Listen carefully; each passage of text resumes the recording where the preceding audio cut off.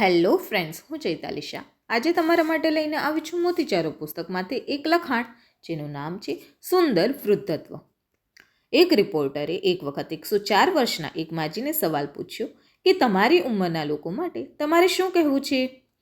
પેલા માજી કહે, જિંદગીની સૌથી ઉત્કૃષ્ટ એવી આ ઉંમરમાં લોકો આનંદથી રહેવાને બદલે ડિપ્રેશનથી, હતાશાથી પીડાતા હોય છે. અરે, કોઈ જ જાતની ફિકર વગર ઈશ્વરની નજીક રહીને જીવનને માણવાની આ જ તો ઉંમર છે. ઘડપણને તમે કઈ રીતે મૂલવશો? તેના સવાલના જવાબમાં સિસ્ટર મેરી જેમા બ્રુંક અદ્ભુત શબ્દોમાં કહે છે, જૂના ઘરડા સફરજનના ઝાડ પર જ સૌથી મીઠા સફરજન આવતા હોય છે. સૌથી જૂના રેડવુડના વૃક્ષો જ ગૌરવપૂર્ણ ઊંચાઈએ પહોંચે છે.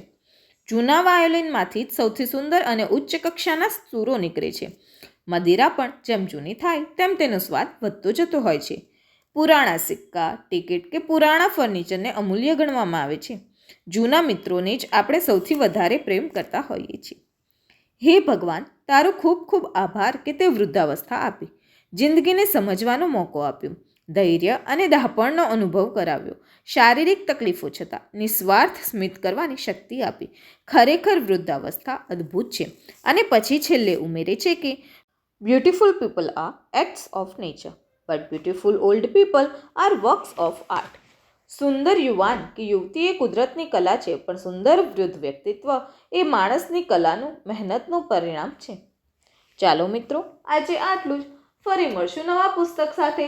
ત્યાં સુધી ચેનલ સબસ્ક્રાઈબ કરી દેજો અને નોટિફિકેશન્સ ઓન કરી નાખજો. વિડીયોને લાઈક જરૂર કરજો. Bye bye.